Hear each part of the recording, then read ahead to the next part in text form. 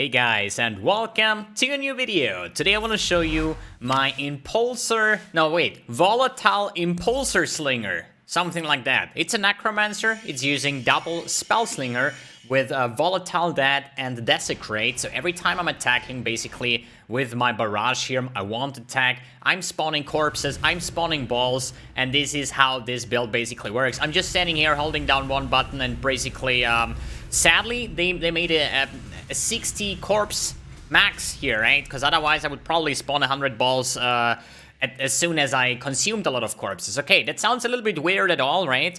And using an Impulsor as a Necromancer on Spellslinger is not something too new or game-breaking, because as soon as these Spellslingers came out, I was playing the Essence Drain, Contagion, for example, and a lot of other people said, you know what, we're gonna reinvent the Poet's Pen, and today I want to test this one, see how, or at least how to check how much damage I can pull out of it, because it's a non-crit build, okay? We are using Elemental Overload, so this is a non-crit build, therefore it is quite tanky. We have a lot of block, so once I'm using my Bone Offering on my wand, basically trigger socketed spell, and using the Rumi's Concoction here, we do have basically 57 block chance, and also with the trigger Tempest Shield, we are like on 75 and 60 block. Okay, how does this build look like? How much damage does it do? We're gonna make a Saurus carry real quick. So this guy asked me if I can make his Saurus here. So we're gonna do this real quick as a form of a carry.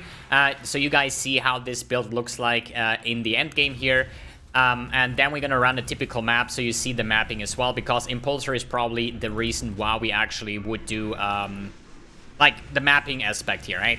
So we just trigger and then we just stand here and spawn as many balls as possible. I did really overkill it with that one, right? So I have so much attack speed that not even any cooldown recovery will actually help me get actually my maximum procs out of it.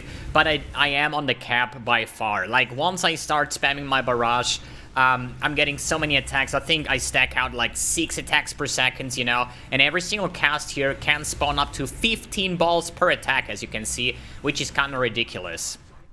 Okay, next phase. On Saurus, pretty easy. Basically, you just spam a shit ton of balls. We have a curse on hit setup on our barrage, so as soon as we hit him, we basically, hey, sir. We basically inflict our curses as well, and we're just gonna run through. As I said, we are almost like max block on the attack damage and like 60% on the spell block, which makes it super tanky. A lot of people do actually go for chaos resistance on this build, which is something I would probably recommend as well, because it's a non-crit build, so we can save up a lot of currency, or at least we don't have to go for any multiplier stats, you know, or crit strike chance. That's why we have a lot of room to play with the gearing process here, so we can reach the chaos resistance as well.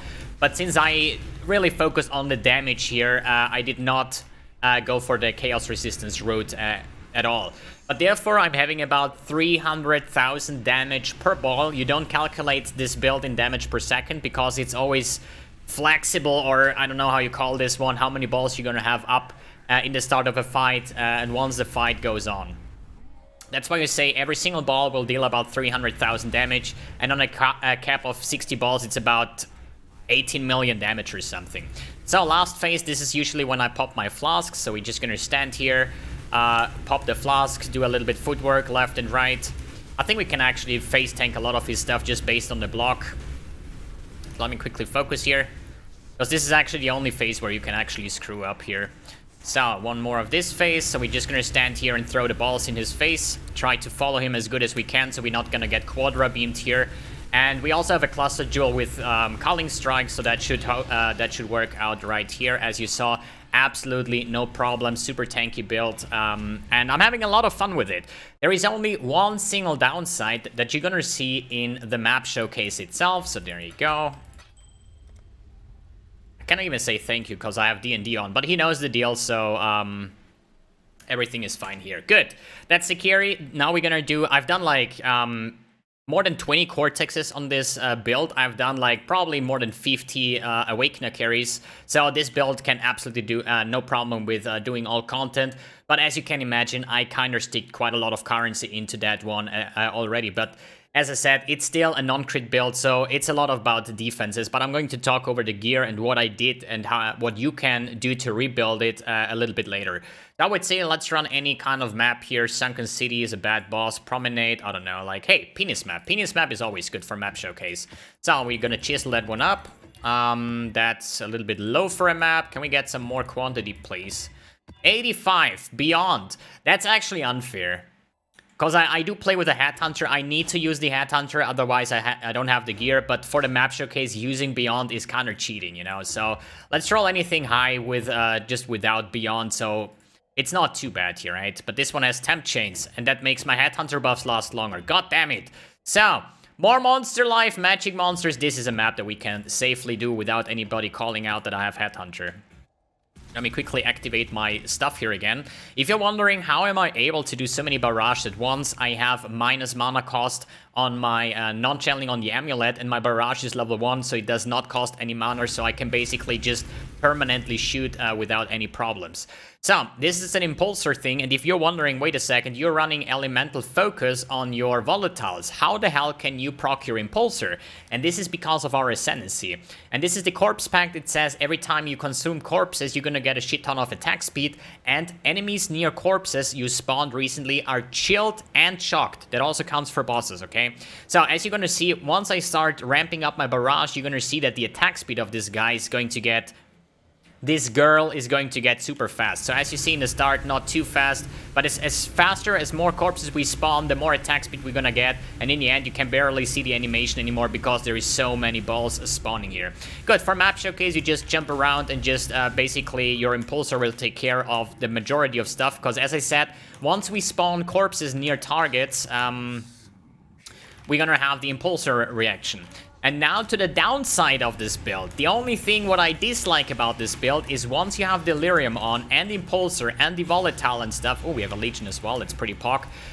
You're gonna have some massive FPS drops. And this is something, as you see here already, I mean, it's a Legion encounter on top of that, so that's not really good for the showcase anyways. But it's just hard. I don't know if it's my PC or if it's in general with this build. It's just very, very rough on the FPS side, as you see it. I mean, we don't have to focus, right? We just spawn a bunch of balls, and the balls do have some auto-aim bots, so they are doing the job for us. So we don't have to worry about anything at all, but still, it is kind of awkward to play like that. This is the only downside of the build, why I would probably not recommend it if you have... a low-end PC, basically. My PC is 7 years old, and it has really some troubles here, right? So if you have a better PC than I do, then it's absolutely no problem, but I think this is like the only downside this build has.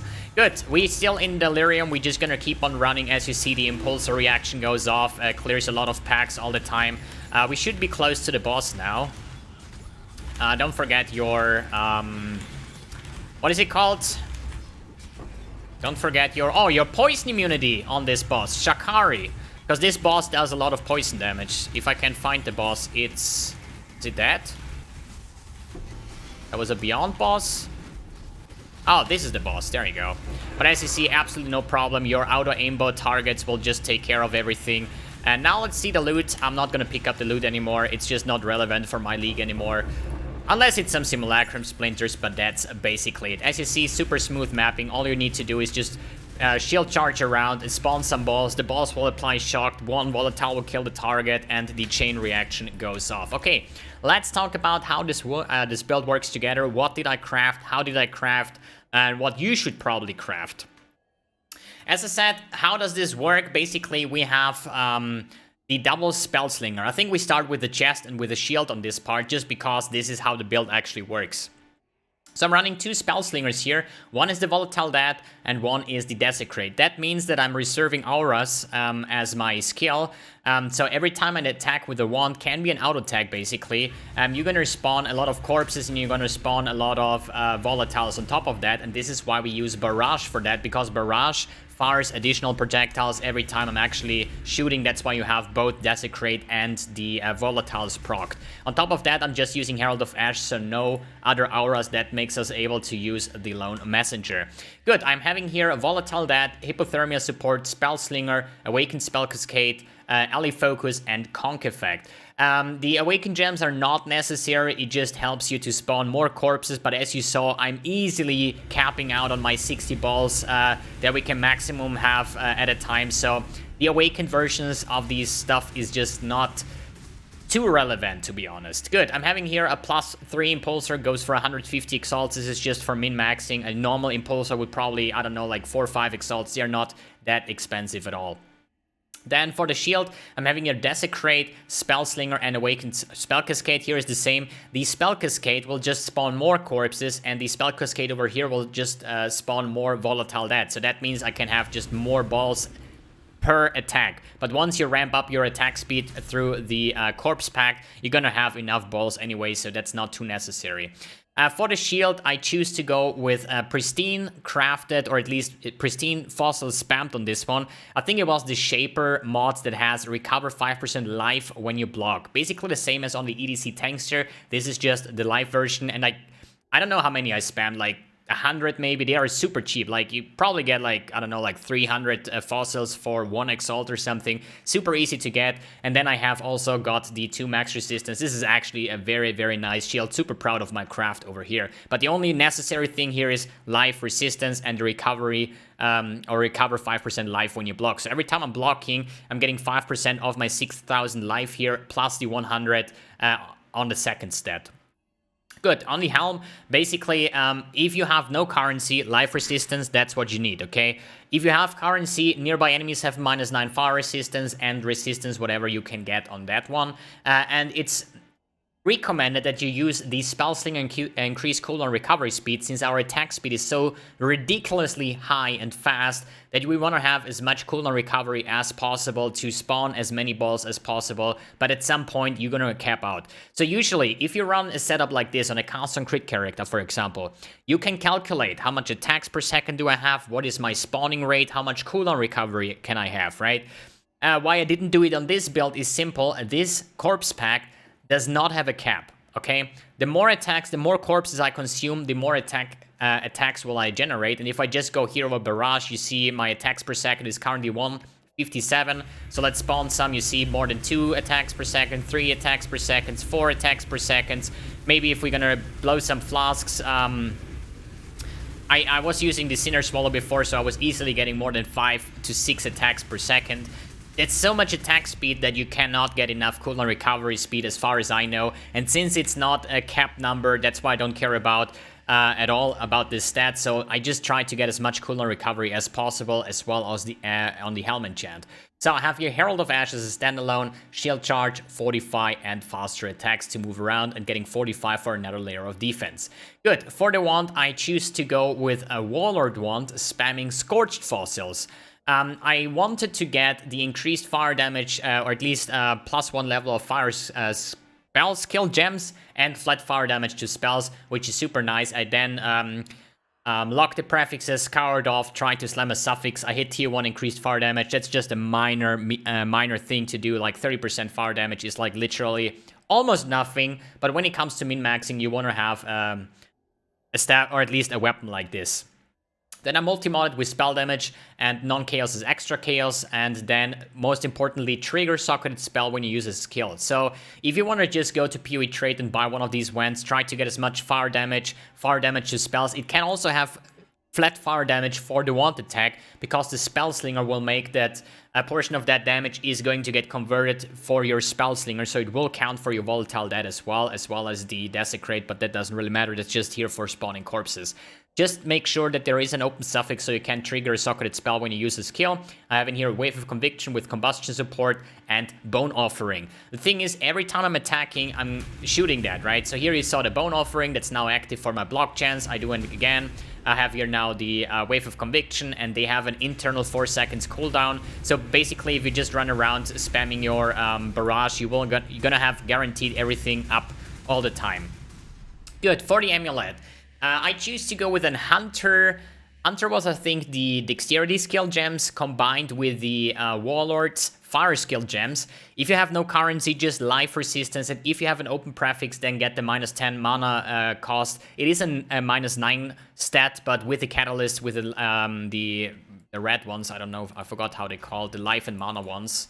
the Fertile Catalyst, you can get this to -10, and if you use a low-level barrage, you can just make this absolutely for free, so you're not gonna cap out, because once you have like 5 attacks per second, even though that only costs like 10 mana, it's going to be a massive amount of mana that you spend. You do have a good amount of regen, but in the end, I don't want to play around with, did I just had enough regen? I just want to have the maximum amount of procs, and that's why I use that one over here. As I said, if you want to, just life resistance. If not, then you could go for something like that. I also have cast speed on that one, which is a 100% useless stat, but I did not want to overall it just for the reselling value, because it's not for my build, but maybe it is for another build. So why? Plus level of skill gems on the amulet and on the wand here. Obviously, Volatile Dead is a spell, so it scales massively with the flat levels. I have +3 from my Impulsor and +1 over here, +2 over here makes +6. That means a level 27 Volatile Dead, and this is how I get so much damage out of it. For the rings, I go with a double Circle of Anguish with fire damage and buff effect. Try to get at least 95% plus buff effect with a couple of divines. If you have the currency, get something like Arcane Surge or Onslaught or something like that. If you don't have the currency, don't worry about Onslaught at all. Just get the Cinder Swallow Urn in for the Flask that I mentioned before. And if you don't have the Onslaught, the Arcane Surge ring, then just link your Flame Dash with Arcane Surge and just use it sometimes to get your 10% more spell damage, to get more damage out of your Volatile. Then for the gloves, I use fire damage if you deal a critical strike recently. Yes, I know this is a non-crit build, but we do crit sometimes to proc our ally overload, so that's fair enough for the crit to keep this up 100%, and also Tailwind Boots, for example. I'm using here Cast One Damage Taking, Immortal Call, Tempest Shield, so if you don't have the Arcane Surge ring, what we're not gonna expect now, just use Flame Dash with Arcane Surge and use the Cast One Damage Taking with Tempest Shield to get more block attack and block spell damage. Other than that, life and resistance is what you need on that one. If you want to min-max your damage, unnerve, the enemy gets or takes 10% increased spell damage, which is a quite nice DPS boost on top of that. For the belt, life resistance, whatever, Stygian-wise, and if you have the currency, Headhunter does not hurt either. For the boots, I choose to go with cooldown recovery speed with a Tailwind mix, and then I slam tier 1 movement speed, multi-modded with Cannot Be Frozen and life. It's good and it's bad. Good because obviously Tailwind action speed, movement speed, attack speed and stuff. Cooldown recovery speed, obviously good for the Spellslingers, but the problem is no life and no resistance on these boots besides the implicit. If you want to get the enchant damage penetrates, this is just for single target, but I would recommend any life resistance boots with cooldown recovery speed. Don't worry about if you have tier 1, tier 2, tier 3 or no movement speeds on top of that, cause your main ability will be shield charge to move around anyways. And Tailwind just for the action speed. If you don't have the currency, skip it. Just get some Shaper boots with cooldown recovery speed, life resistance.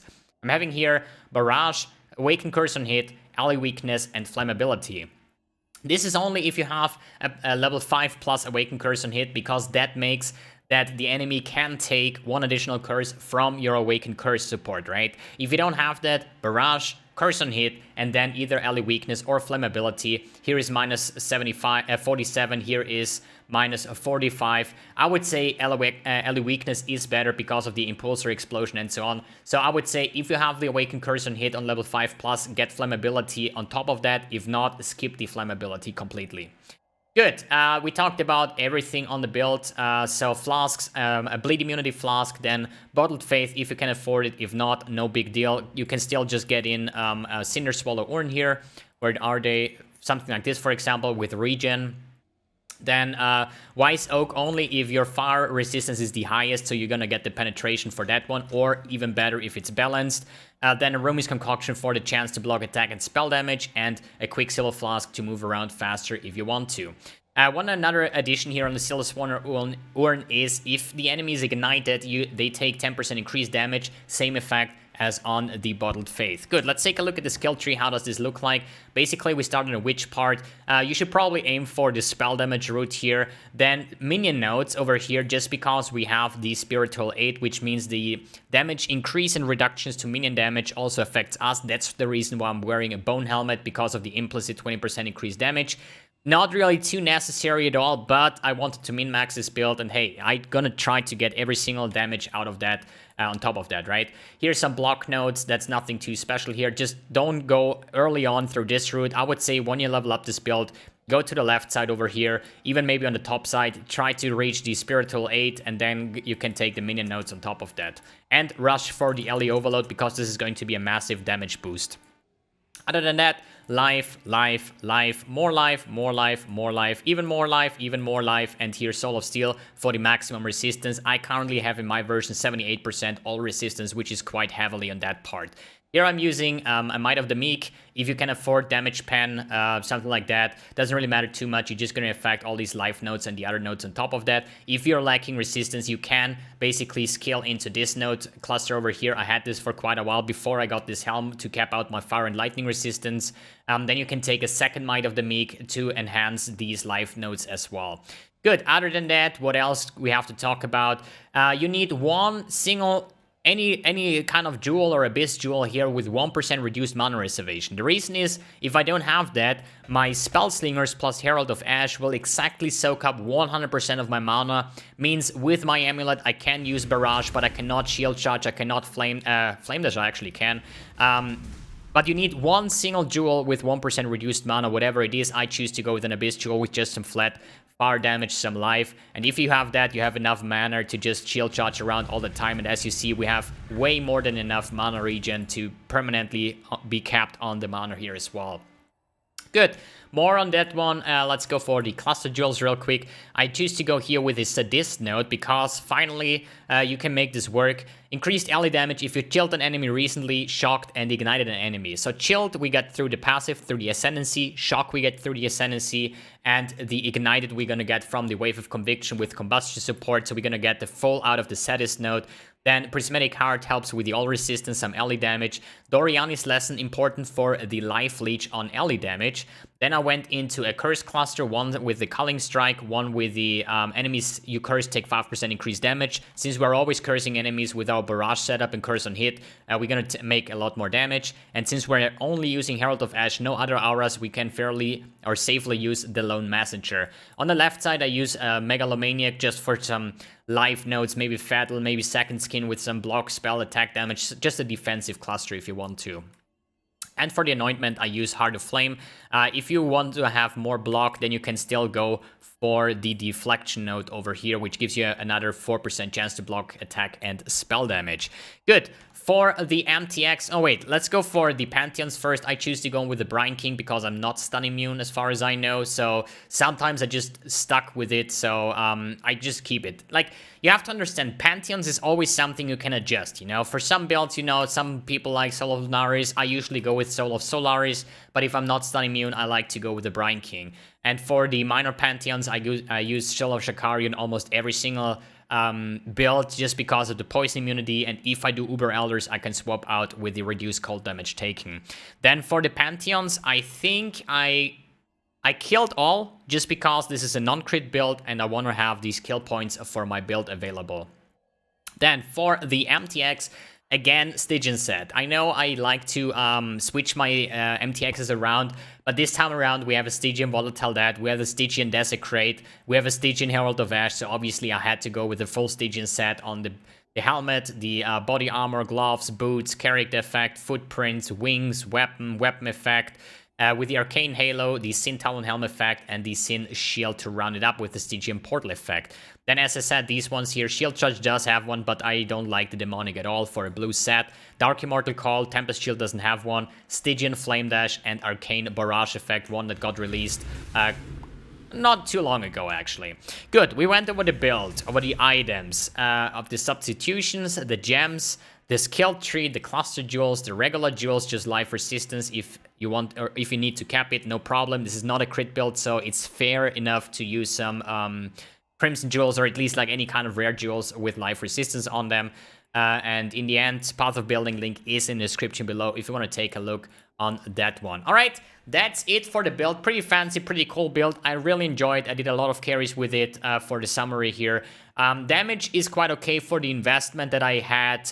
It's not, okay? So I invested way too much for this build, for what it does, but in the end, you have to except the fact that it's a non-crit build and therefore very hard to scale in damage. But overall, a very tanky build. The only thing that I dislike is the lag, the FPS loss once you go into the Delirium map. Alright guys, thanks for tuning in, thanks for watching, and see you on the next video.